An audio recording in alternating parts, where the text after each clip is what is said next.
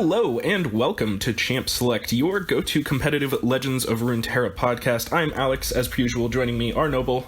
Hello. And Hugh. Hello.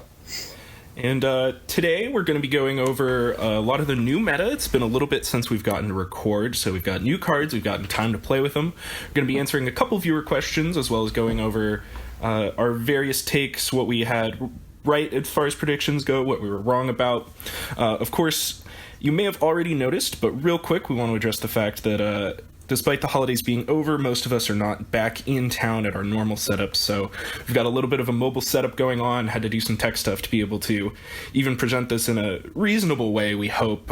So the audio quality is going to be a little bit worse than you're accustomed to. Hopefully certainly this will not be a lasting problem, but hopefully you're willing to work through it with us. It should only be for this episode. Yeah, hopefully it should only be this episode. So that in mind... Well, other real quick exciting news. We just got our podcast up on some new apps that Yes, where they can follow us. Yes, absolutely. Yeah, we are both on Apple Podcasts and Spotify, and you will be able to find the links to both of those in our Twitter, as well as in our Discord. So if you're looking to find any of those, just hop to those sites. You can also find them in the actual apps themselves just by Googling Champ Select, so should be relatively easy. Perfect. All right, so let's just jump right into it, I think. It's been a little bit since we've all recorded, because, we even recorded our last episode 4, quite a bit before it went live. So I think it's probably been 2 or 3 weeks since we've gotten to talk Legends of Runeterra. That sounds right. What have you guys been up to? Well, how's the grind been going? I haven't played that much ladder, honestly. I played mostly... I played a decent amount of Expedition, and I played the gauntlets that have come up. I'm sitting at 1 Prime Glory right now, but I haven't played a ton of ladder up until really today is when I started starting to play the game. Actually laddering? Yeah. What rank did you get put at after the end of the season? Because you're a master, right? Yeah. I started. They start you off at Plat 4. Yeah, so you started at Plat 4. Yeah, that's part of the reason I haven't really been grinding is because I was like, I'm at Plat 4. Like I don't feel. I got stuck in a gold 4 because I was diamond, so yikes. Oh yeah, that makes sense. Yeah. But you're out of gold now. We can talk about that later. I'll go next. How about you, Noble? I've actually active in the Twitter sphere and stuff, and people are like, oh yeah, mid masters, people being the top 100 people in the masters. Since I've been on vacation, I haven't really been pressing for that early season climb. I've just kind of been, I spent the first week or so playing 20 to 30 games on a variety of jank decks, trying out some Riven Lee builds, trying out Zoe, trying out Victor, doing the Lord's work. Not really playing meta decks, not stubbornly refusing to play Grand Plaza for a little bit, but eventually going over to the dark side and playing Grand Plaza and actually not having a ton of success with it. And then recently I've done a little more. Yeah, recently I've done a little more climbing. I have also played both gauntlets, and I'm sitting at cushy 1 Prime Glory. I made it to 5-0 in the best of 1-1, and then lost to the same Shadow Isles Piltover's on Noxus aggro deck twice. And I was playing it heartbreaking. Playing at 3 a.m. and so I'm pretty sure it was just the same guy that beat me twice too. I think that it pairs with your exact record. Me too, but not. Based on the emotes he was sending my way, I'm pretty sure it was the same guy. That or 2 BM people playing the exact same BM deck. And then I did Prime Glory in the best of 3. I just played Go Hard, Fiora Shen, and the Garen Asol Grand Plaza deck, and my only losses in that gauntlet games were the ones that I played the Asol Grand Plaza deck, and I only played it twice, and I was like, all right, nope, no more of this. I'm just going to play, because they can only ban one of your other 2 decks, and it's best of 1, so I basically just played Go Hard every time, and there was 1 time I played Fiora Shen. Can't go wrong with that, really. No. As far as I've been going, I spent the first week week and a half or so, avoiding Constructed like the plague, like I always do when new sets come out, because I leave the jank brewing to other people. I'll let people figure out what the best deck is, and then I'll net deck the shit out of it, like and like I do at every card game, every time. Filthy animal. Absolutely. I am avoided also it guilty like the of this plague. completely. Played a bunch of Expedition for like a week or two, a week and a half or so, until I finally got coaxed back into playing some Constructed by various Zoe piles. I Pro tip, played Ballistic Bot is as good in Expedition, or perhaps better than it is in Constructed. True, For all yeah, our Expedition listeners. Yeah, I actually lost quite a bit in Expedition because I was just like spamming Riven decks and they were not that good. And then I played both of the gauntlets. I prime gloried both. I played Go Hard, Lee Zed, and Pirates for my best of 3. I didn't put that much thought into it because, like I said, I was mostly avoiding Constructed at the time, so I basically just picked 3 decks that I was comfortable and knew how to play, and just played it, which, obviously we've advocated against doing exactly that in the past because you can gain a significant advantage by preparing a little bit more. And I stand by that. I stand by the fact that if you put in a little bit of time and know a little bit more about the format, then just like you'll gain a lot of an advantage by doing a little bit of prep. But this is still to say, like, even if you don't have all that or you don't have optimal decks, you should still play them because most people are just going to queue up with whatever they have, and you're still going to be able to roll over those people pretty easily. Especially in Gauntlets, like people are playing either just like 3 decks that they like. Like I saw 3 decks that I would consider like tier 3. In the 3 region, like singleton format, I've played against 2 different people that were like, one guy was playing mono Ionia last season, and then like someone this time was just playing like mono Noxus, and it was I played against mono predictably- Targon twice. yeah, it's like. Yeah. It's just so free. Like, why didn't this person There's a lot just of like jank. put an atrocity and like a single combat in their deck or whatever? You just put like one Vengeance or one Ruination. Like, there's no. If at first if you don't know what to do, just play Pale Cascade. Like, you can't go wrong there. Like, Actually, though. there's a lot of them. But yeah, so even if you aren't sure what's optimal, which I wasn't, because the format was so new. I really didn't know what the meta was going to be. I thought people were going to play all types of weird stuff, so I just played 3 decks that I knew how to play, and I thought were pretty good. And yeah, it went pretty well. So, and then I've been playing Constructed quite a bit for the last like week or so.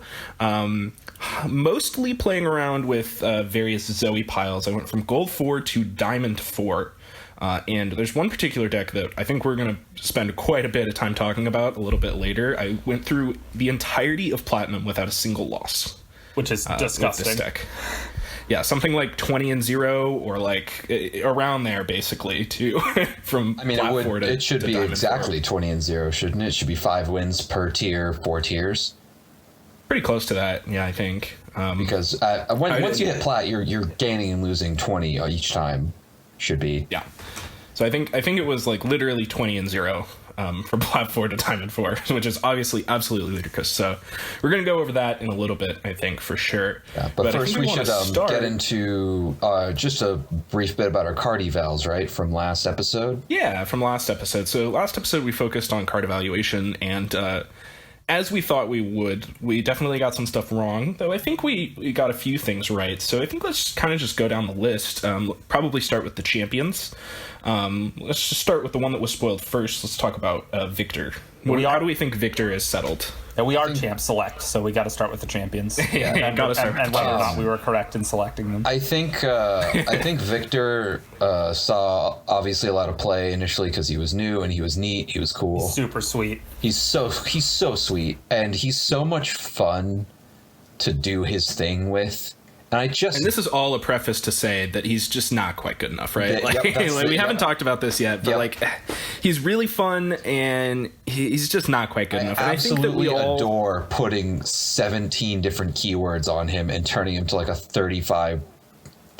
Yeah, I found myself trample playing Victor monstrosity. and like just refusing to trade because I was like, no, but next turn, like, what if he gets this insane keyword? And then I like died because I didn't block or something. Yeah. Like, Well, that happened that a might lot. be Where I like because, had to learn that lesson. I also think that Victor is the kind of card that is likely to end up fitting into a deck, but that when you play him in an untuned deck, looks pretty unimpressive. especially because of what you were saying. The card is sweet, and it's like this card is going to win the game all on its own, and you can kind of like tunnel vision into protecting it. Where if like you play it in a Toons deck where you're like also trying to win the game with like Zoe and Niandroid and like other stuff, it might actually like have a role. And honestly, I haven't seen a deck yet that I was like, this is the Victor deck. Yeah, I just don't think it's gotten well. there. Yeah. Yeah, I really, really like the card. I think it's a blast to play with. I quite like it in Expedition. I think it's quite good there. Where yeah, you it's can insane in actually do Expedition. you can actually do the battle boat thing where you just stack everything on it and just kill your opponent and like never trade your Victor, and you're probably not going to die. Yeah, I played a lot of fun Victor mirrors where I got Challenger plus Quick Attack, and then Yeah, that their seems Victor died, ridiculous. so did everything else. Yeah. Yeah. So I think it underperformed a little bit from what we were expecting. I think our general consensus was that the card would probably be good and probably see play in some tier 1 or tier 2 deck. To be honest, I think that that's not even true. I think that you can definitely probably build a tier 2 Victor deck, but it's probably just as Draven with worse cards. So like, why are you even doing it? You know, Yeah, I Like, think it's like, that's pretty much where I landed as well. Yeah. I'm still determined to prove you wrong. I haven't actually had the card for very long because I like set my tracks up. Like I crafted Riven right away because I really wanted to play them. I finished the Targon track pretty quickly to get Zoe, and then just like set up the Piltover track and like didn't play very much. So I haven't actually really played a Riven deck that much in Constructed, and I am still determined to try to break it, but I believe I may fail. you meant I got Victor, right? I got all the champs day Victor, one. yes, sorry.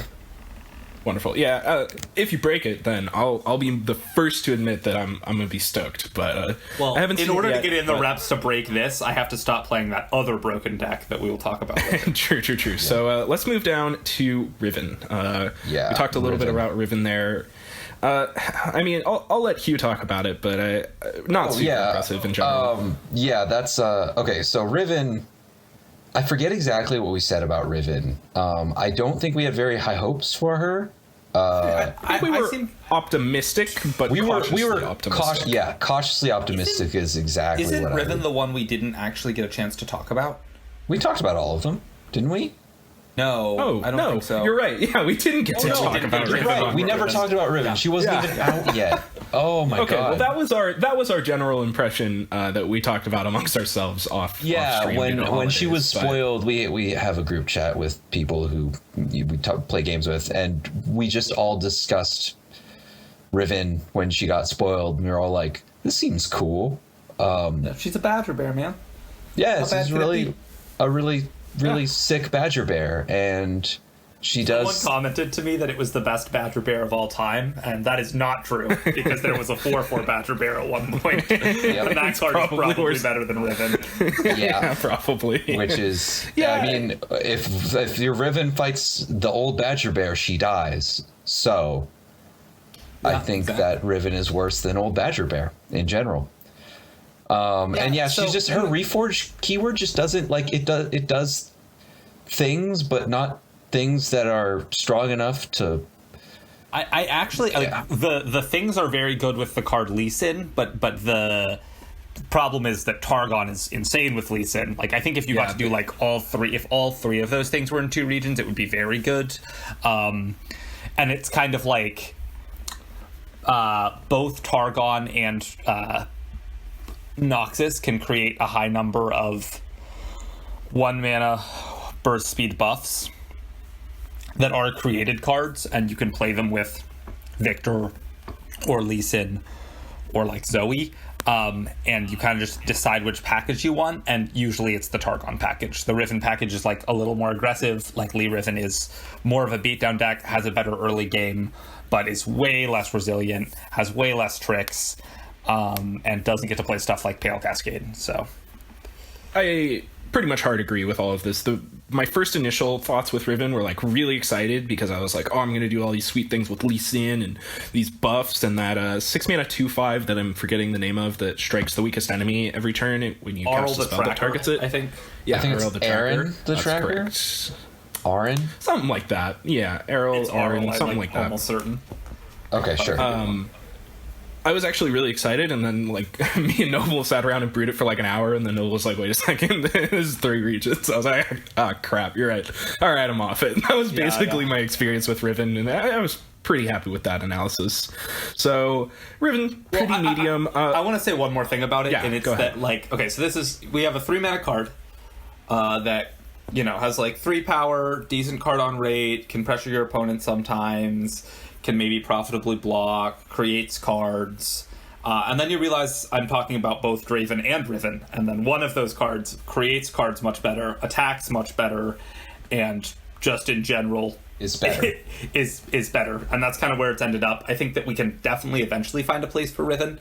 I think that the Riven decks could eventually be good, but I just don't think. I think that Draven is better in stuff like as Draven, and Riven is a very, very powerful card, but the biggest problem is that she takes up a champion slot. She is way better than any other 3-drop in Noxus and most other 3-drops in other decks. It's just that herself as in the slot, in like the deck slot champion, doesn't do as much as you want your champions to do.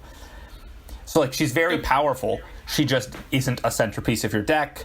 She doesn't enable your synergies super well. She just kind of like slowly, she only makes things every other turn, and it's not worth like usually doing like scout stuff to get a couple extra reforges because they're not that valuable.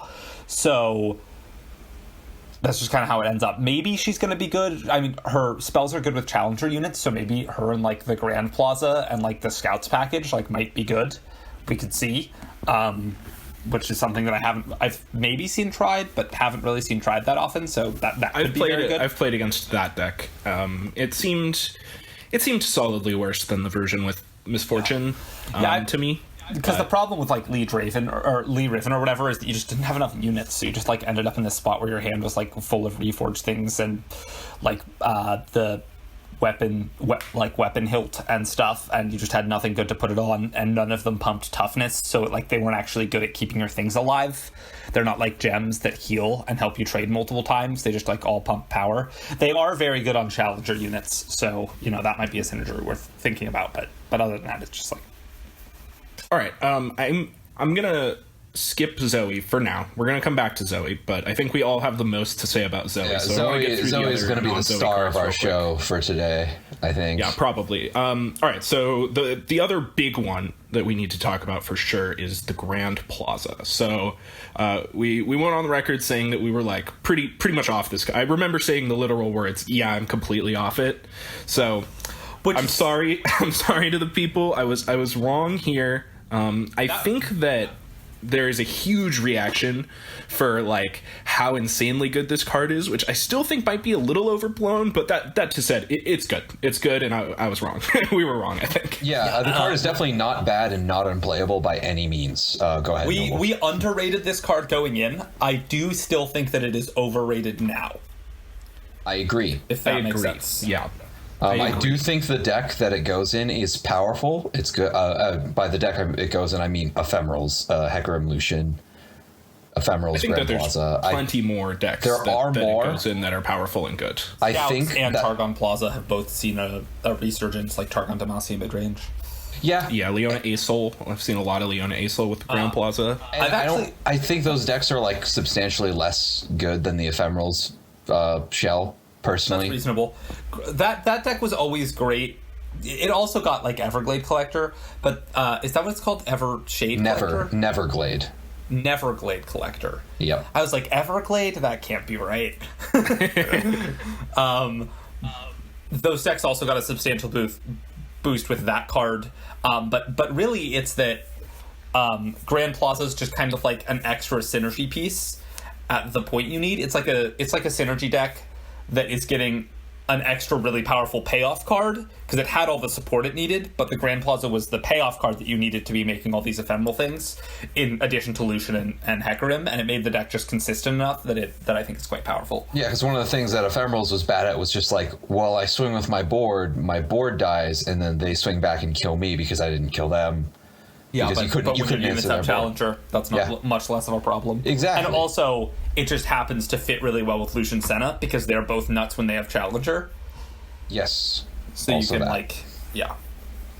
So I think that there's the Grand Plaza is is quite good, but I think that it's one of those cards that just feels absurd sometimes, which I think has a large portion, excuse me, of the like overblown, incredibly talked about like Twitter hype that this card has been getting. Because and I'm sure we can all attest to this. There are some games where your opponent plays the Grand Plaza on 3 and you're like, I can never win. Like, it does not matter what the rest of the cards in their hand are. My hand does not line up with this. I can't win. Yeah, Right? something Like, that there are for sure games like that. I definitely disregarded when I had read this card, because I remember saying on the podcast, and I will take full responsibility for being the one who got you two off of it, I was like, imagine the play pattern when you have this card in play. You can't really, you stop wanting to open attack, which is the thing that you usually want to do, and now you have to play your units before combat, which gives your opponents time to play blockers and to play things like the Ruination. But it turns out that there's this interesting thing going on with priority in this game, where if you play a challenger unit, your opponent just basically can't play a unit that card just eats. Yeah, and so then you get the option.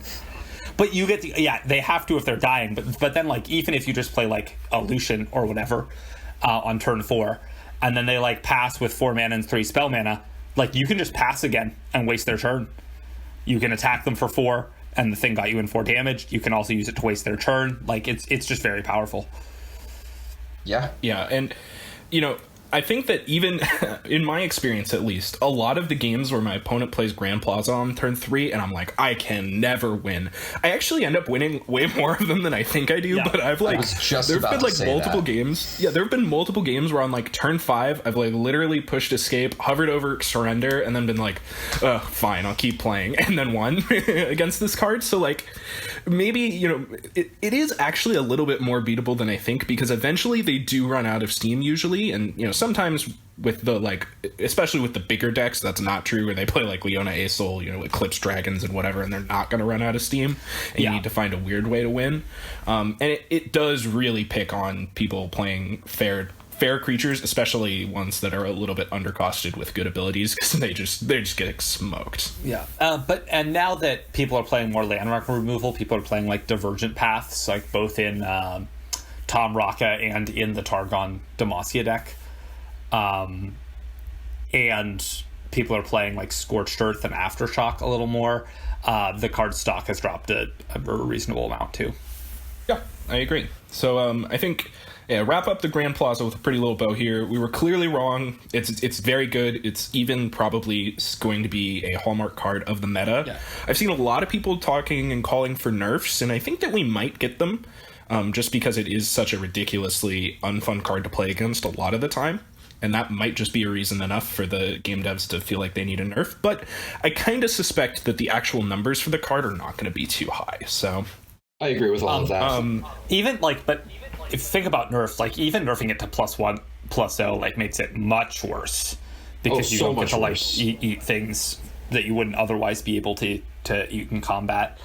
And like the free health that +1/+1 gets you, because it like lasts, right? Because if you make your thing a 3/3 and then it blocks a 1/1, it'll still be the 2/2 that it was before. How that basically is a permanent toughness buff if it gets in combat, like, it's really relevant. Yeah. So that would be a pretty relevant nerf. We'll see if it happens. Obviously, we haven't gotten any patches yet, and won't for another couple weeks, I think. Yeah, probably. I'm not sure the exact schedule. I'm not sure it's been announced yet, but at least not at the time of us recording this. That being said, let's move on to the next most relevant card, I think, from the set, which is Ballistic Bot. Woo woo. I'm going to go with Ballistic Bot. I think that Ballistic Bot is the next best card. Hugh, take it away. You've got a lot to say on this one, I know. Oh, I don't know about a lot, but like, I do think this is the best card in the set. Pretty much, other than maybe Zoe. But she has a little bit of an edge because she's a champion, and Ballistic Bot is a common, a rare. Yeah, common. It's a common. Yeah. This is the first card I prismaticed out. I was like, this card's sick. I'm foiling it out. Basically, this and deny. everything that this card has gone in, it has either been good or one of the best cards in the deck. Like, the card's just never bad. You know, like it's just a 2-mana, probably a 2/3 that it hit like kills one of their creatures and pings your Eventually a opponent. 7/3. Right, yeah, and that's that. And I'm thinking worst case scenario, saying 2/3. Like, Oh, yeah. you know, but usually gets up to like at least 5, and then it's trading with your 5 drops, and you're like, well, this sucks. I hate this. Like, why is this happening? And Yeah, but then it in does like feel like a you deck can't like attack a Ez lot. Draven, which I think is where I've seen it shine the most, probably. It just draws a card every turn. Because you like making that what is it called, ignition? It's called Yeah, Ignition. making the ignition every turn is just. I've discarded of so many ignitions to draw new cards. Like it's so nice. So free with Rummage and with Sump Dredger.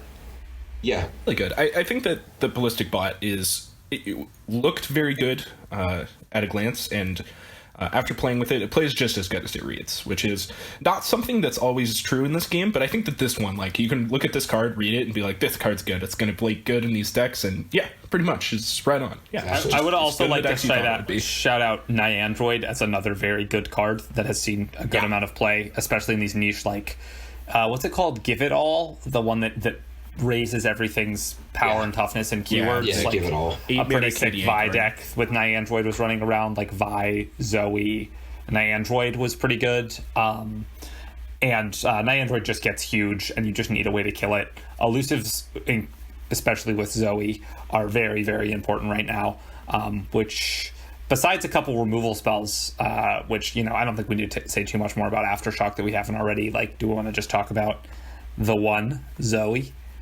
Yeah, Yeah, I think let's move into Zoe. So, I'm just gonna start with Zoe is, I think, my favorite champion. I think she's taken the reins, and obviously I've been playing a Zoe deck that I talked about a little bit earlier to vast amounts of success. And I'm not going to tell you that hasn't influenced my decisions, but even before I played this deck, I was playing the Mono Zoe Starlit Seer, kind of like Fizz variant, which I talked a little bit yeah. about liking that archetype, before Zoe came out. So when I saw this deck, this was the deck that actually pulled me back into Constructed. I was like, all right, this one's sweet enough, I'll play it. I love Zoe. Zoe is so much fun. I absolutely love playing Zoe on turn 1 and just watching your opponent concede. It happens a shocking amount where you just like Zoe on turn 1 and they just scoop instantly. Oh, yeah. And it's crazy. I thought that you would need to play more spells to protect her, but you just don't. Like, sometimes they tap down and you do the Spell Shield one, and then she never dies. And then, like, sometimes you put a Mentor of the Stones on her and she never dies. But, like, there just isn't that much removal that people are yeah. playing. I mean, think that about are how often do you kill the turn 1 Teemo? It's just the same thing. Yeah, and I thought that it would be less good because, like, I likened it to Teemo, where, it's like if you get hit by this on turn 1 or, whatever. And turn 1 Teemo doesn't die that often. But, like, holy crap, is it so much worse to get hit by turn 1 Zoe than it is to get hit by turn 1 Teemo. Like, it is Absolutely. night and day. Turn 1 Zoe hits you, it already feels like you're just, like, losing, and you're like, how am I going to win? because Like, you are when losing. they have Zoe on turn 1, yeah, it is. And then like, the when you other get hit by thing- Teemo, you take 1 and you're like, I'll maybe take 1 later. That's, whatever. As long as it doesn't flip, it's fine. But, like, Zoe, it's like, already, the second it hits you, it's like, bang, like, you are losing. Like, how are you going to deal with this? And it puts you on the back foot from turn 1, and it's so good at keeping its pedal on the gas for long enough to kill you. Yeah. Foot on the gas. Yeah. Yeah, foot on the gas, yeah. Yeah. Absolutely. It's the super cool star chart is what it's called. It's Yeah. very powerful Yes. because a lot of its cards are positive tempo. Like, the amount of times I cast that card and I'm like, well, hope I get the zero mana creature. All right, got the 0 mana creature. Get to block now, Yeah, or whatever on turn It's 2 really is consistent very because good. you look at 3 cards, and there's only 6 possible ones that you can get. There's actually right? 8 because or they're 8, 0 sorry. mana cards. Yeah. Yeah. The 2 zeros. So you're pretty likely to get any card that you want at any time, and there's a lot of games. It's really good against aggro. You wouldn't really think that, but like a lot of the time, I just like hit him with Zoe, cast a super cool star chart, and get a 0 mana 2/1. Like, that's good. Sometimes you get the 1 mana 4/1 so that you can block creatures with Fearsome. That happens a lot. That's Yep. really relevant. Moonglow is probably the best one. That's the 2 mana plus O+2 and Spell Shield. That one is excellent at protecting Zoe. Crescent Strike has been excellent for me. I even take Equinox is the actually 0 mana. a really good one too. Yeah. Dude, Equinox is hugely relevant against a lot of decks. Silencing They Who Endure is really good. Like, Yeah, the card I played a feels game with fun. Zoe in Expedition where my opponent played 5 ballistic bots and I Equinoxed 4 of them. Yeah. Yeah. Sometimes it's just, yeah, like sometimes the card just feels unbeatable, and Yeah. and that really is, I think, the thing that I'm not really sure if it's balanced. I think that Zoe might be too good, and I don't think that she's going to get nerfed yet, but maybe she will.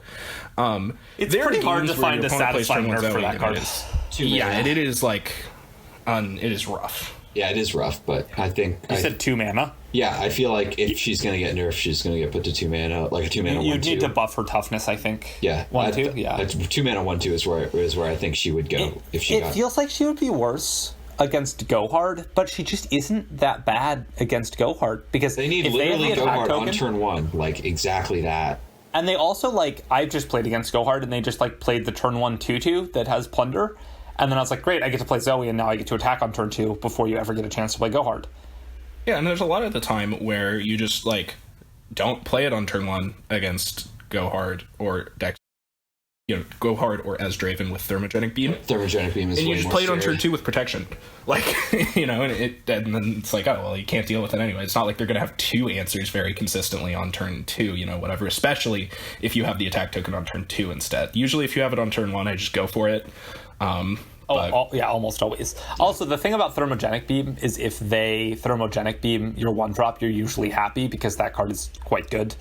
And like Yeah, if they're casting it for for sure. 1 mana instead of like, it's one of the deck's ways to 1-for-1 large creatures, and so if they're using it then, it's harder for them to use it later. Yeah, So something. Zoe's really, really good. Yeah, sorry. Yeah, Go no, on. I just wanted to say before we hopped off this subject, I just want to bring up the fact that this is the exact deck that I wanted to be good, was playing a bad version of, and expected to maybe be good with the existence of Zoe. The only difference is that it does not play Giddy Sparkleologist. Everything else, Damn I shame. was like, It's a damn shame. it is playing Sparklefly.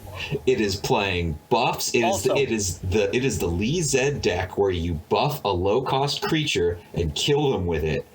And it is all of those things that I said minus Giddy Sparkleologist. I cannot find a place for that card. I also think that we should talk about Sparklefly real quick. Alex doesn't like this card in the deck nearly as much changed as I my do. mind. Oh, you Changed my did? mind. Okay. I played with it more today. It was I was because wrong.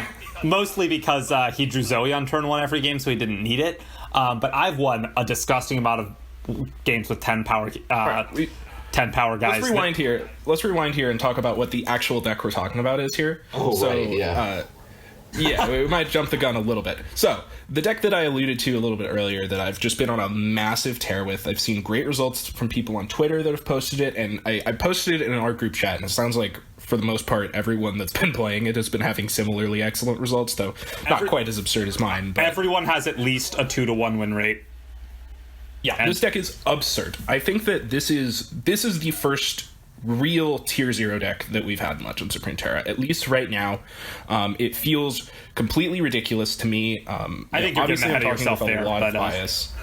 I do. It's Lee Sin and Zoe, and it's basically just the old Lee Sin OTK deck, except taking out Zed, and we're putting in Zoe, and we're putting in a little bit of a package with Zoe. So we're putting in Zoe, we're putting in Sparklefly. I mean, that's pretty much it. That's pretty much it. I Those think are the changes. did we cut our Nopifies for the Sparklefly? What did No, there's no like device. 2. there's There's two? two Okay, same Nopifies. amount. What did? We're not really playing Bastion.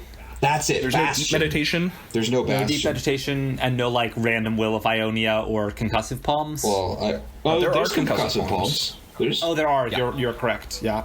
So, needless to say, the deck code for the deck will be in the description for this video, wherever you're listening to it. So, if you want it, then you'll be free to take a second and look at it with us. But basically, I just think that this deck is ridiculous. I mean, obviously, I said that I went like 20-0 through Platinum, but like, yeah, I had to get lucky, sure. I kind of felt like Yu-Gi-Moto the whole time, where I like mentioned this in the chat, where I was like, just like every game, I just like draw the perfect card, like but it's like I didn't even really need to do that like that many times. That happened to me in like 3 of the games I played. So like I think if I just like hadn't drawn the perfect card in like 3 of the games or whatever, I'd be like 17-3 or something. Still absurd. Like luck can't get you. I mean, obviously it technically can get you that far, but like at the point that you're winning literally 20 games in a row, the deck is good. Yeah, Doesn't matter what deck it is. The deck is strong. Like you, Alex and I have 2 losses between us, and go they're ahead. both to other Zoe decks. Yeah, and the only loss I have with the deck, so I went 20-0 straight through Platinum. I also went like 5-1 or 6-1 through Gold 1-0 LP with the deck when I started. So I went from Gold 1-0 LP to Diamond 4, and in that time I lost 1 game, and it was to the mirror, and I just like beat everything else. Like, the deck just has such a powerful plan A that it feels like every other deck is. It's exactly what I talked about, where it's like if you play an early Zoe, it's just like you just like don't lose. Like there's so many decks that just have such a big trouble catching up with the amount of tempo that you're putting onto the board. And I think it really solves the old Lee Sin problem of having trouble with aggro, because Zoe is such an effective anti-aggro card, which I think was a big part of what we missed earlier, is that a lot of the times you can play Zoe, hit with it twice, draw 2 cards. Both of those cards are getting you cheap, efficient creatures, even if you have to pay the 2 mana premium for them, because you can usually pay spell mana, and then like it's going to allow you to catch up, which will curve you into your inevitably more powerful late game, especially if you have Eye of the Dragons or whatever to buff your life total in the meantime. Oh yeah, Eye of the Dragons is great. The Mountain Goat has always been good. Yeah. You have Guiding Touch to stabilize a little bit. Concussive Palm has won me many a game. Like, I played a game against the They Who Endure deck in which my opponent played 4 They Who Endures. I hushed 2 of them, Equinoxed. I don't think I even Equinoxed them. I hushed 2 of them and Concussive Palmed the other 2 while killing him with Zoe. And he played 3 because he got an extra one with Stalking Shadows. But he, like... also, Hush is insane right now. Hush and the is deck plays 3 of absurd, them. Yeah. Big reason why the deck is so good is because Hush is so good right now, I think. Sparklefly is also just insane. It is... I think your bet is better than Zoe against Go Hard because it's way harder for them to kill. I've had a similar experience. And, like, if they have, like, 3 2/2s and your Sparklefly's, like, a 2/3, even if you take it, you're racing them reasonably effectively and just flat going even as soon as you make it a 3/3, and also it can block one of them. And then you just heal it back up with gems. It's really, really gross. It's just so absurd a lot of the times where it's like the games that you play sometimes are just so never close. Like, it is ridiculous how, like, you are sitting there with... I mean, I remember literally I was in a Discord call with a friend earlier today, and I was just sitting there cackling as my opponent on Ezreal Draven pointed the, like, 7th burn spell at my Zoe, and I Guiding Touched it back to full, or whatever. I was like cackling. It's just so ridiculous. It's like 2 Get Exciteds, 3 Mystic Shots, a Thermogenic Beam, and, like... and I think another Thermogenic Beam or whatever. Like, just the most ridiculous amount of shit. And it's just like, at no point was it ever in any danger of dying. And even if it did, I was sitting here with like a Lee Sin in my hand. Like, half the time good job, you got it, one. right? Like, yeah. And then sometimes you just have another one. Like, the pure amount, like, it feels so, it must feel so hopeless from the other side, where it's like, I have no choice but to play into all of the things that I know they have. Like, there's 3 Denies, 2 Notifies, a bunch of Guiding Touches, Spell Shield that you can get off the Zoe stuff, Pale Cascade. Like, it's so hard to know what you're supposed to cast. It's kind of rough against it's kind of like when you try to kill a Tom Kench with burn spells. You just like know it's never gonna work, but you kind of have to try. Yeah, exactly. It's just like, it's absolutely hopeless. Like, every single time your opponent would hit the Ezreal Sweating emote and, spend 7 mana trying to Thermogenic Beam your Zoe, or spend 7 mana trying to Vengeance it, just knowing that it was going to get denied, It's like... And the last thing that we haven't really touched on yet, as far as, like, something that's good about the deck and Zoe, is that we said before in the last episode, I think Alex said the exact words, this card is never flipping. This card flips.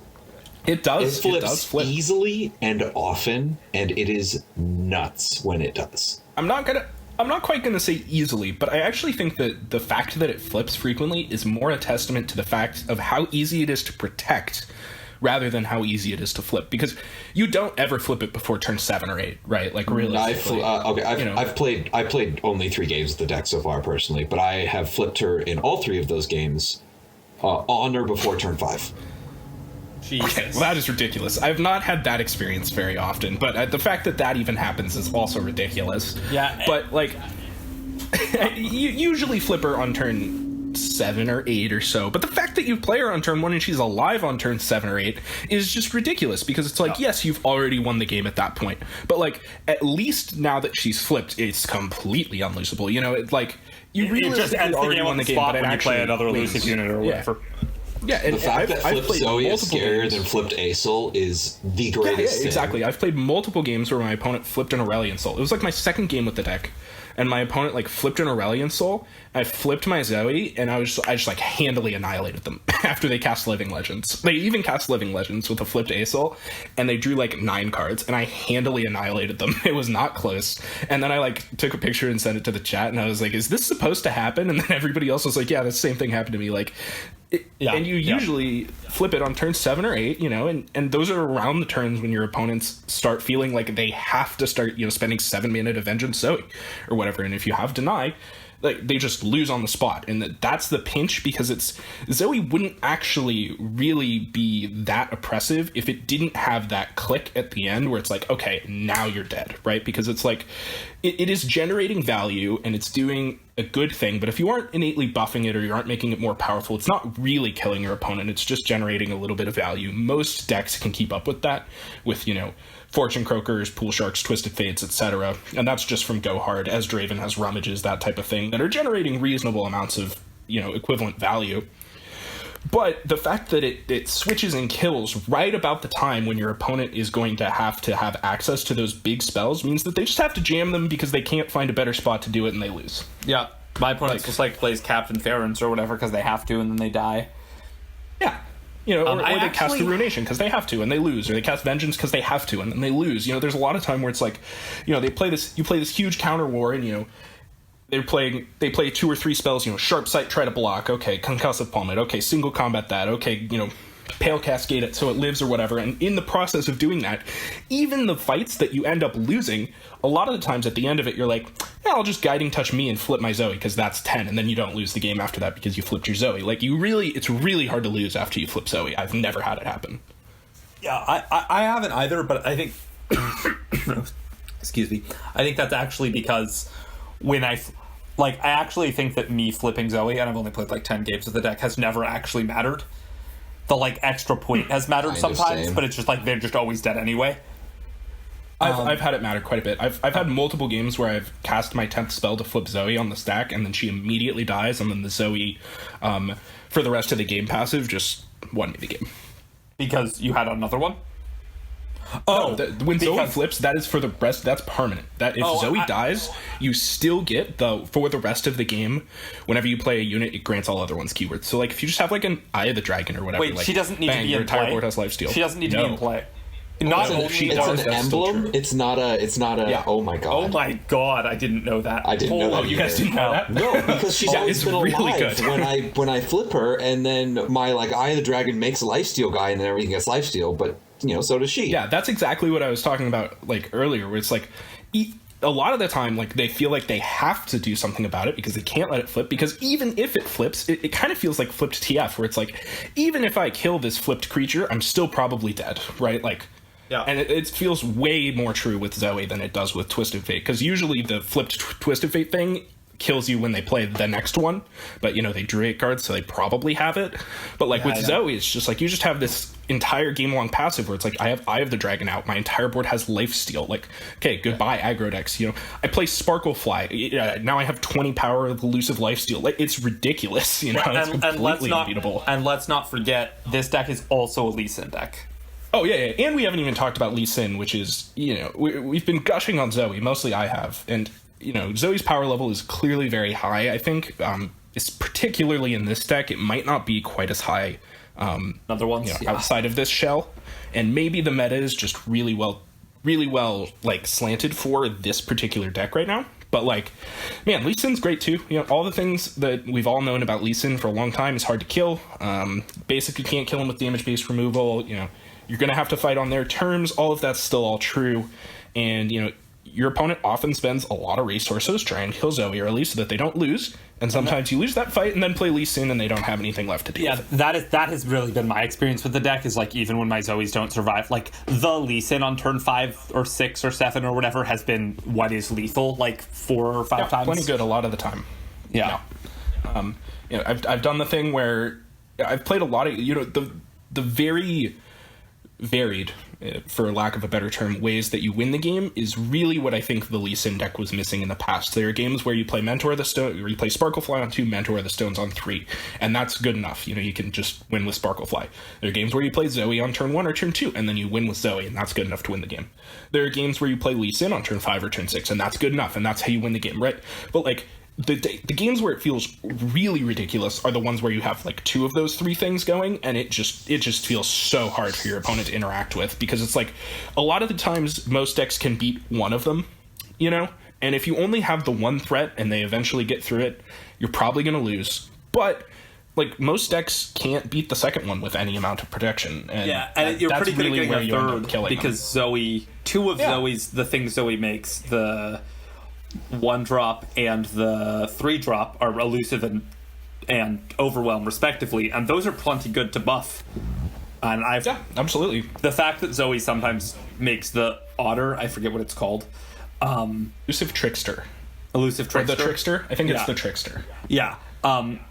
Means that you can just win with that one, and that's just an on-rate good elusive card, and you just like put your buffs on that, and then they're going to lose to it. That's actually an above rate elusive card, isn't it? 3 mana, 3/3. Yeah, it's way above. It's quite a bit above rated. Yeah, it's really good.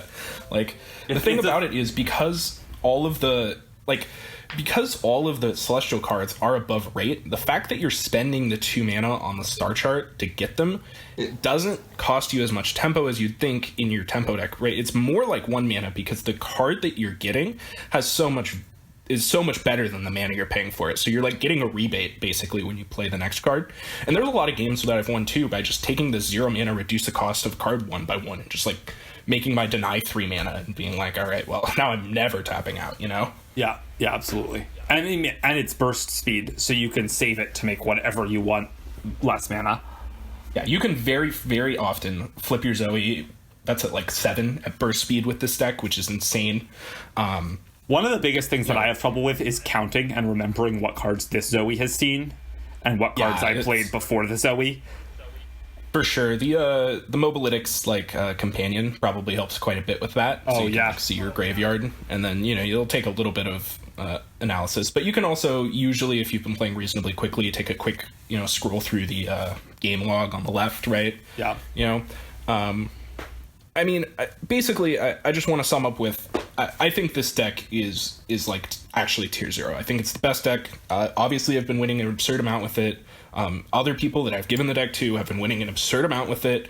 I think that it is just the best deck. I think that it is the best deck that Legends of Runeterra has seen, and I don't think it's that popular yet. Maybe I'll be wrong, and maybe I'm just on a huge tear with it, and so are other people. It's not a giant sample size, but my initial impressions of this deck are that, like, I don't really know how you're like. I've only played against it twice. I lost one of them, and it's really hard to play against. Like, Yeah, I mean, you've played like 40 games. Like, that's a decent sample size, right? If you got all the way through, or most of the way through gold, all the way through platinum and earned diamond now, like... probably like 30 at least. Yeah, I haven't actually done the math. I didn't keep track, but I think that claim is... I think your claim is perhaps exaggerated, considering how good, like, unnerfed, like, Feel the Rush and original elusives and, That's- original Unnerved strings Feel and the all that Rush stuff was were. way one- worse than this deck, in my opinion. this one feels like the most powerful one that I've played, at least. So, and I was a little bit late to a lot of the broken beta stuff. Did you And I play didn't 4-mana Lee Sin? No, I didn't did. play 4-mana Lisa. That was- So she was pretty- maybe that one was better. Yeah. But regardless, maybe it's not the best deck ever, but I at really least good. think it's in the conversation. It's really good, and it's kind of under the radar right now. There's not that many people playing it. I've basically only ever heard good things from people talking about this deck, and granted, they were talking about it, so there's that. But I've given the deck to 5 or 6 people, and all of them have come back to me and be like, "Yeah, I'm 5-0 right now." Like, Yep. Yeah. it's really good. Another thing to note is that we are still in early enough in the season that like people might still be playing like kind of janky brews with new cards that aren't totally tuned. I've beaten, so that could be. I've beaten a lot of not that good decks, but like beating bad decks is definitely a thing that a good deck needs to be able to do. So I'm not going to discount that as bad. And obviously I've beaten my fair share of meta stuff. So Yeah. that's what I want to go over with that deck. I think that we should probably take a little second to take a step away from that and maybe talk about the rest of the meta, what we think else is good going on right now. Obviously, Go Hard has been sticking around. That deck is still great. As Draven, still great.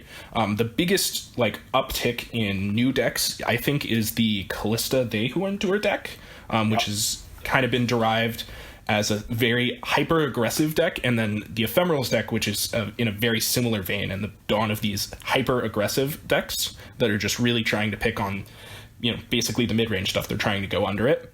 Have you guys gotten to play any of these? What do you think about this stuff? Obviously, there's Grand Plaza decks too. Take a chunk, any chunk. So I've played against Ephemerals is like has been plaguing like my section of the ladder. Like that is like almost exclusively what I've played against the times I've played ladder over the past week, because I still like play 4 or 5 games a day. I just don't haven't been grinding.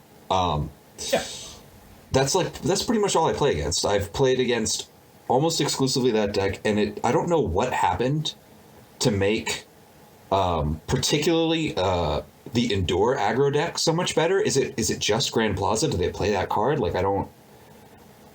They Endure is Freljord Shadow Isles.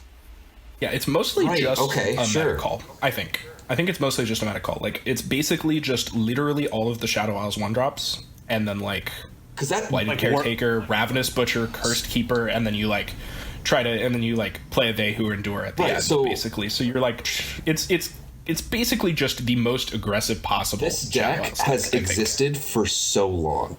Like, a very, very, very long time, and I guess Knocking Shadows helps and wasn't around. But it was around last patch, and this deck was around last patch. Like, it existed. Sometimes people just find stuff, Yeah, really, I think it's just part of the cyclical meta. We've seen a lot of decks float around and exist for a long time and then eventually find their time. I think we talked a little bit about Mistwraiths doing that same thing, That's or fair. various versions of Shadow Isles aggro doing this. I think the thing that, I think it just, really clicked, and I think this is what spawned Ephemerals as well, was that people just realized that, we actually can go under these mid-range decks, we just need to go really low. And basically, I think that that's not always the time for that. My boy right? Shark Chariot coming back from beta. Oh, I miss you. Yeah. I miss you so much. It's you can't always hope to play the most aggressive thing possible and just have it be good, because a lot of the times the meta is just going to be really hostile towards that, but I think that people kind of realize that right now playing the most aggressive deck possible is pretty good. It's hating on all the people who are spending turn 3 to play the Grand Plaza. It's really going to dunk on those guys, Yes. I think that a lot of people have actually stopped playing cards like Avalanche and Withering Whale. I think the decks that play those cards have gone down in stock, and I think that that's a big part of it. I've seen one Field of Rush deck in the entire time I've been laddering from gold to diamond. Because everyone's playing pretty clunky Plaza decks, which these are good against, as opposed to decks that have Field of Rush that have Avalanche. I do think it's interesting. So have you not run into much Grand Plaza with the Zoe deck? It feels like Grand Plaza would be very good against it. I have run into quite a bit of it, actually, and every time I think the same thing, and then every time they play a creature and try to pull my Zoe, and then I just you concussive palm it, or you hush it, or you play the Crescent Strike to stun the things that they played this turn that got Challenger, or you give it or you give it 2 toughness with a Zenith Blade and the Pale Cascade, and that's good enough. And then to you notify their single combat, and you just rinse and repeat, and you guiding touch your Zoe after they run a creature into it to just get some damage. there are multiple games I've played where my Zoe's gotten challenged, or would have gotten challenged, 3 or 4 times, and that's not enough. And by the time they challenge it the 5th time, it's too late. They've already lost. So Interesting. Yeah, okay. That makes sense. it's basically, I don't think it's fast enough. Basically, right? So if you play it on turn 3, the earliest you can challenge my Zoe is turn 4, right? So like I've at least gotten to hit you twice with it already, because if it's if you play it on turn 3, then right. So like because of the attack token, right? So you're at least going to get 2 hits in with it if you have it on turn 1. And then if you can delay it for a 3rd time, that's usually about the timing where we're talking about our Zoe flipping anyway. So like, if you're attacking on turn 4, 6, and 8, and, it doesn't work on 4 for, because I play a thing that buffs its toughness. It doesn't work on 6 because I play Concussive Palm. On turn 8, you finally get it through, but I flipped. You've probably lost. So the card's actually like quite good against the deck, I think, but it's just a little too slow. And those are a lot of the games where I've thought like, I can never win this game. And then I've like almost conceded and then not, and you just barely edge it out. Well, at this point, you can't succeed because when your win rate is like 28 1 or 2 or whatever, like you can't concede because you got to keep those stats high. I've got the heart of the cards on my side for sure. I think I think the last deck that I can think of that's been a real standout this so far that didn't actually exist before, or at least didn't exist last season, is a burn deck has made a resurgence, like the old Piltovers on Noxus burn deck that used to exist way back when, 2 patches ago, 3 patches ago, that like the whole subreddit was up in arms about, saying it was just completely broken and absolutely heinous that it existed, which we could spend a whole episode on that. But, basically, there's a new burn deck, and it's very strong right now. Ballistic Bot is one of the all-stars of that deck as well. It just has it just has every single card that can hit your face, basically, and it just hits your face. It really kills you really hard sometimes. Does the deck play Captain Farron, or is it too low curve for that? I think the deck's curve tops out at Decimate, 3 decimates. That's what I've seen decks that play it, and I've seen decks that don't. Yeah, that's sort of a flex call. Decks that don't. Yeah. Cool. That was my cool. thought. So yeah. Well, real quick. So then, overview. Then we have like Go Hard. We have Ezdraven that are still good. We have this new kind of like, it's kind of like Endure Spiders, but they're not really playing the spider stuff anymore. They're playing like still Atrocity, but Callista, Shadow Isles creatures Shadow just Isles, ended up being a little bit better than the spiders are. Yeah, and then the Ephemeral. So there's Ephemeral, and then various other Grand Plaza decks, and that's like So I think the Zoe deck, and that's kind of where we're at. I think that what's happened, looking back at it, with a couple weeks of hindsight here, I think what happened is the new cards came out, everybody started brewing with them. Everybody built a bunch of like kind of dirtily Victor decks, a bunch of dirtily Grand Plaza stuff. The Grand Plaza stuff stuck. As an answer to that, people started playing really aggressive decks to really punish people who were taking turn 3 off, and that's why we saw the emergence of the They Who Endure Callista deck, the Burn deck, and the Ephemeral deck, which all, I think, spawned in the same vein. And then as sort of an answer to all that, we've seen a little bit more of a resurgence in TF Go Hard and Ezdraven, with a little bit different builds to try and go down just a little bit to not lose to that. And then I think the latest thing that I'm seeing right now is this Zoe Lee Sin deck, which I don't think the meta has adapted to at all yet. And I don't really know how it's supposed to, but I think we'll probably see in the coming weeks. So I think let's move on to viewer questions. We've got 3 viewer questions here today to go over. First up, a couple of these are older ones that we couldn't get to in episode 4 due to timing, but we've got Twilight in our Discord. He asked, after a full year of Runeterra from beta to today, do you guys feel that there was a power creep that occurred in the latter half of its lifespan? Let's start with Noble. Yeah, well, Alex absolutely does, because he was just talking about how this is the best deck Legends of Runeterra has ever had. But I do think... So this question's really interesting, because unlike other card games, cards get nerfed all the time, and they get adjusted.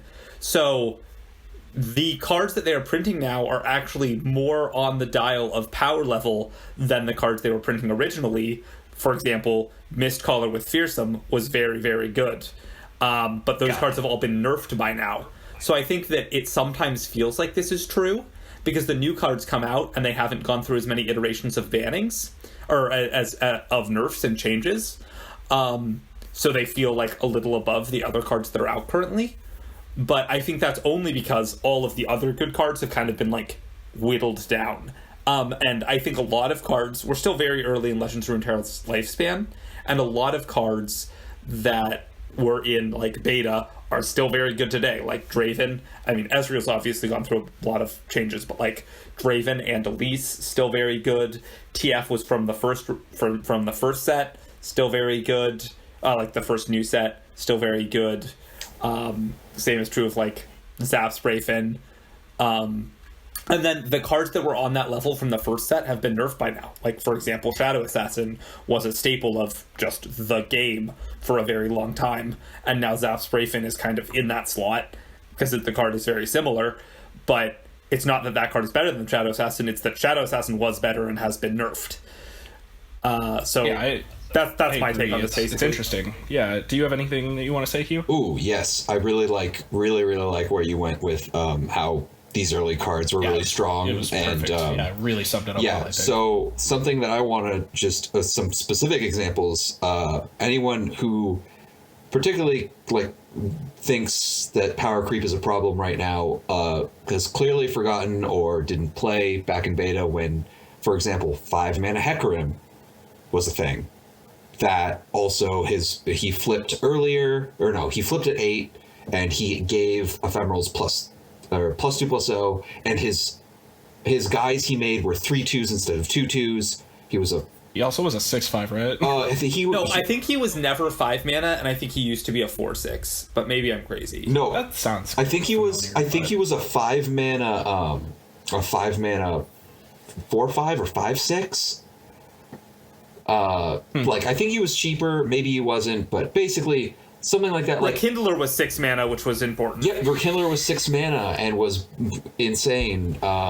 There were other cards that are just like, when we think about how good they were like, how was that printed? I can't think of any off the top of my head.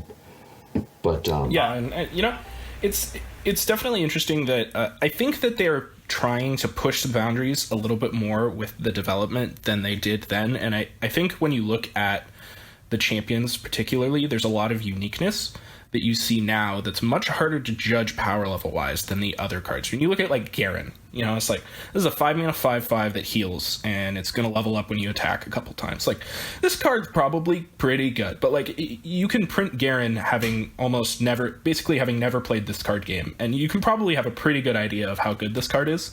And I think that is not at all true of something like Zoe or like Lee Sin or Twisted Fate probably is a hard one too, right? Like, there's a lot of the newer cards, Soraka, Tahm Kench, you know, like these cards I think are harder to evaluate from a game development standpoint, and I think that that's the devs actively pushing the boundaries of, all right, like, we have these basic things, you know, like Elise, it's very basic. You can probably tell that card's going to be good, but not, you know, not oppressive usually, right? Yeah. And so, like, they're pushing these boundaries, but I think they're not pushing them in power level ways necessarily. I think they're mostly pushing them in innovative ways, which I actually think is super awesome. And I think that they're willing to take a step forward and be willing to nerf it if it doesn't go the way they want to, or take a step forward and be willing to buff it if it doesn't go the way they want to. So I think that we are going to experience power creep. I think that we've experienced it just a little bit in terms of those design elements that are getting more and more complex. I think eventually it's going to get to the point where they get complex enough that there's almost no way to not power creep them if they keep going down this path. But I suspect that numbers will kind of just keep getting toned down until it's where they want it. So just like how many more words are on cards, like even like Reforge versus like Scout as new mechanics. Exactly. Yeah. You know, there's just a little bit more going on, and I think that that's bound to create more powerful cards. An amount of the time, it's probably also bound to create less powerful ones in the same time. But you're going to end up on either side of that bell curve far more often than you will with like Garen, right? Yeah. So I think that's the power creep that we're experiencing. Yeah. Any last thoughts, or should we real move quick on? Just the Hecarim, because I'm a perfectionist. He was a 6-mana 4/6 and he made 2 attacking 3/2s, the real difference being 6 toughness instead of 5. There we go. And the extra power. So he was attacking with 10 power and now he attacks with 8, right? Because he's still a 4/5. And then, so he was really hard to kill. I mean, he obviously had Overwhelm, and then he had made like 6 power of ephemerals that you didn't want to block. Yep. And Yeah, and Hugh? yeah, I was gonna say, just really quickly, an argument I see for people who do think power creep is a big problem is they point to cards like Golden Crushbot and the 4-mana 3/3 that makes an epic card in your hand when it dies. I don't remember the name of it. Eminent Benefactor. That one, yes. They point to cards like that, or like the 3-mana 2/2 that can either be a 5/2 or a 2/5, and they're like, look at how weak that card is compared to some random card that got printed recently. And I'm like, that card was always bad, and no one played it ever. And that's like, there have to be bad. there have to be bad cards cards, like in any card game. There's not exactly. There have to be bad cards, and there don't have to be. Thankfully, in a game like this, there don't have to be a lot of bad cards. It's not like Magic where we have a whole limited format. Every where, set needs a whole draft format, Yeah, and so you and need you to need, like, play a bunch of print a bunch of bad Yeah, cards. you need to print like 80% of the set as bad cards or some crazy amount. But like, that doesn't have to be true The this funniest game. thing about Golden Crushbot is if that card had 1 more power or 1 more toughness, like it might actually just be constructed playable. Like if it was a 3/5, it would be strictly better than Badger Bear. And if it was a 2/6, 2/6, like it would block forever. it would be it'd be a 1-mana. It'd be 1 mana under Kench in the same body. Yeah. Yeah. Balanced. All right. So, from Captain Invictus in our Discord, he asks, how and if should Runeterra implement sideboards? I guess I'll start here with this one. All right. So, as far as if, I'm going to go with no. I don't think Runeterra should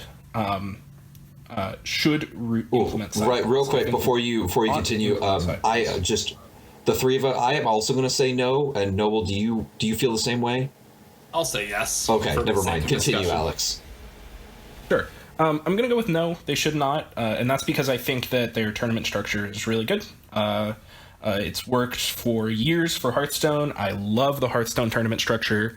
I love the tournament structure and the direction they're going with it in this game so far. So I just don't think they really should implement it. I assume Hugh shares a similar sentiment. I guess Noble, then, do you want to take how should they implement Runeterra sideboards, and I suppose why you think they should, maybe? So, I love sideboards. In my opinion, the best part about Magic is sideboards, especially competitive Magic, whether it's the limited or constructed. Cool sideboard plans that either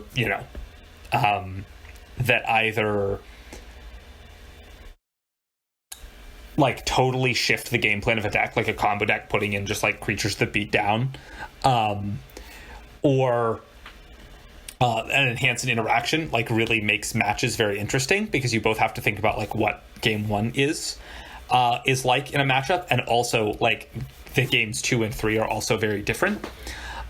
If they are implemented in Legends of Runeterra, they should probably be 10 cards as opposed to 15, which keeps a simpler ratio.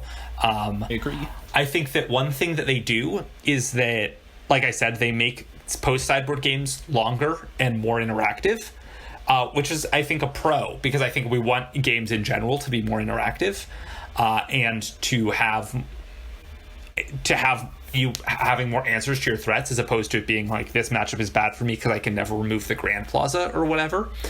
I think that that's a possibility, and I would really like to at least try playing a Legends of Runeterra tournament that had a sideboard, where you played one deck, because I think it's going to make a very different type of deck good, and I think it can kind of really expand the different type of strategies. That said, like both of them are saying, the current tournament format is great, and if they never implement sideboards, I will be perfectly happy with it. I just think it could be an interesting thing to explore. There are less points of interaction in Legends of Runeterra than they are in Magic, and maybe this is something we can cover in a future episode. As in, you can't interact with creatures on the stack like before they hit the battlefield, and you can't interact with like triggers. You sometimes, depending on if it's summon versus play.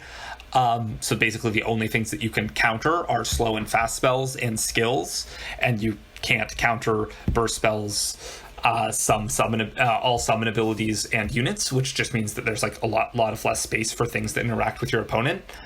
But damage being permanent does make it so that like you can play more random cards like Withering Whale that would be really bad in Magic, not in the sideboard, in your deck, and be less punished for it, which is nice, and one of the mechanisms that I think Legends of Runeterra is a fantastically designed game, and I think that we could talk about it for a very long time, but it has a lot of little mechanisms and knobs that make it so that they don't really need sideboards, although I would like to see what that is, just so I can, like...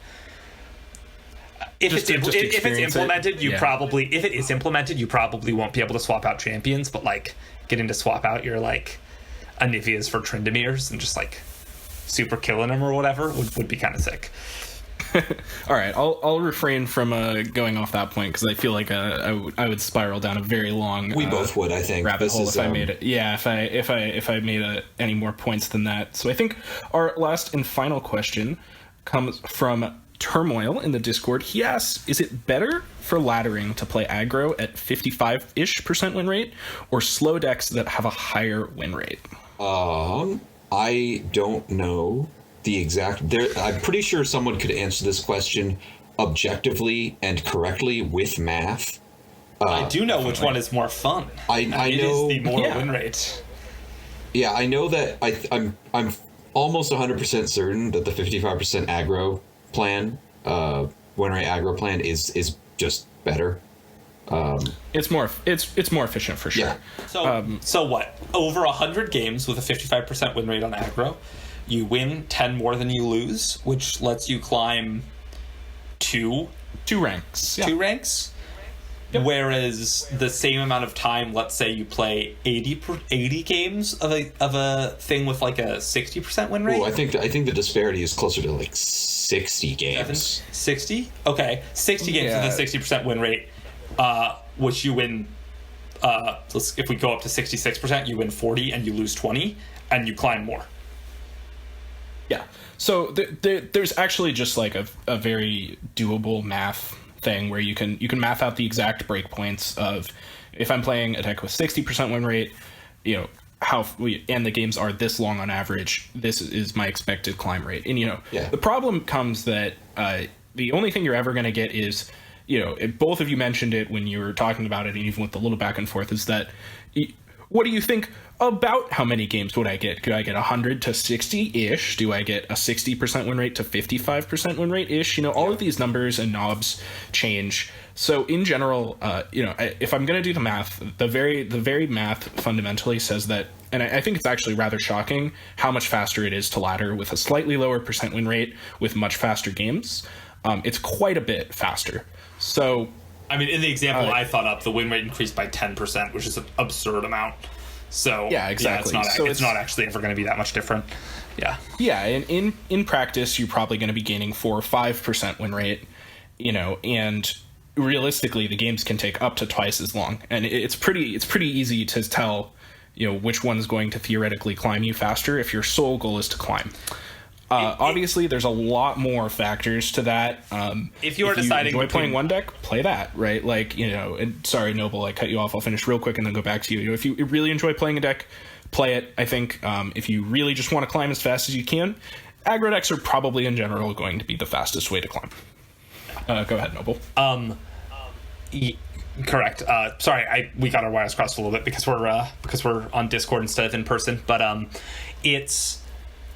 it should be in my opinion, it should be a tiebreaker. If you want to play 2 decks about the same amount, and and one of them is just going to have games that are like 2/3 the length, you should play that game. It also helps me with burnout, especially looking down at the clock and realizing I'm playing 2 hours and only gotten through 4 games is god damn, it takes forever because you just need to play such a high quantity of games to actually climb with any win rate.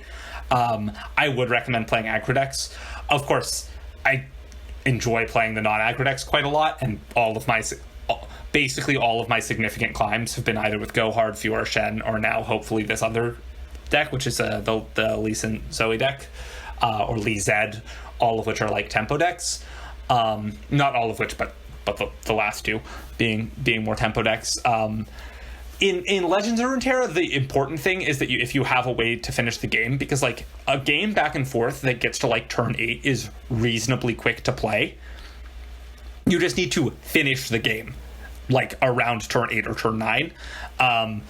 for example, old Go Hard decks, when they weren't playing Ledros, had a real problem with just like taking forever to win. But now that they're playing Ledros, it's much better. For sure. So I think Captain Farron in Esdraven also does a great job. Yep. Hugh, do you want to say anything Yes. about So this? the only thing I want to add here is when I hear this question, it's usually you guys touched on it, is the disparity in win rates. People have this, in my experience, when I've been asked this question, people have had this idea that the 55% win rate is for the aggro deck, but if they played a control deck, it would be something crazy like 85 or 90. They're like, well, why can't I like do that instead? It's not. A good example here is this Zoe deck that we've been playing and Alex's obscene tear that he's having. That is what I feel like people think of when they're like, what if I play the higher win rate deck?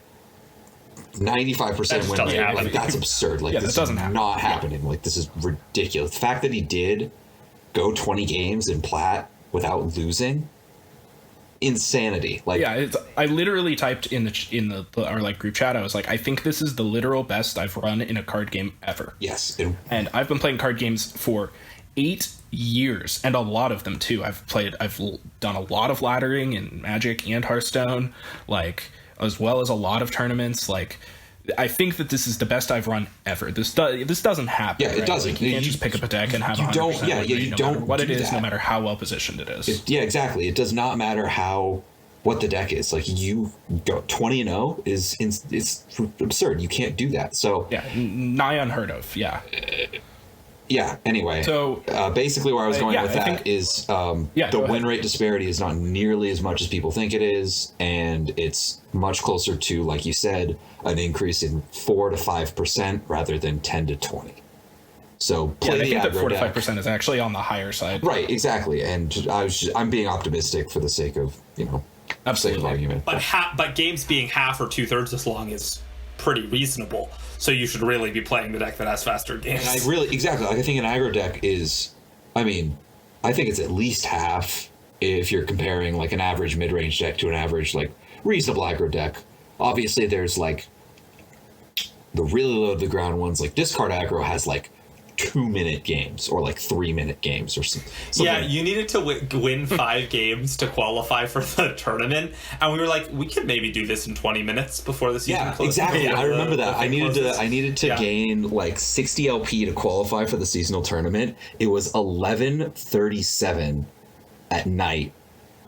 And on the night, and we'd been grinding all day. and I was like, everyone was like, well, last ditch effort, swap to discard aggro, Yeah, we gotta get these balls games to the in walls, now. let's go. We Yeah. can get in Yep. 7 games No right now. Let's thinking. do it. Yeah, no thinking. Just jam. Just play the cards right, with the so, mana cost. Yeah, anyway. So I think, does anybody have any closing thoughts here before we wrap it up for the day? Other than play this Zoe deck, it's sick, and even if Oh, yeah, it play ends this up deck. not being a tenth as broken as it feels like, it's super fun. It's really fun. so At the very fun. least, it's really fun. Yeah, Yeah. this is one of those times where I'm like, ooh, I could play this cool Endure Spiders deck. I need to try out Ephemerals. Gohard's probably still good. Never mind. I'm just gonna play this broken. Yeah, it's deck. so much fun that I have stopped playing Hades for a while. That is, wow. Yeah. I've heard good things. All right. So thank you all for listening to this episode of Champ Select. If you have any questions that you want to get featured on our next episode, feel free to join our Discord or follow us on Twitter. We'll be posting for both of those for episode 6, as well as make sure you just want to be in the Discord and you just want to follow the Twitter anyway. Once again, we're out on Apple Podcasts and Spotify, so if your preferred platform to listen to podcasts is either of those, you're now in luck. And with that, I think we will see you all on the next episode of Champ Select.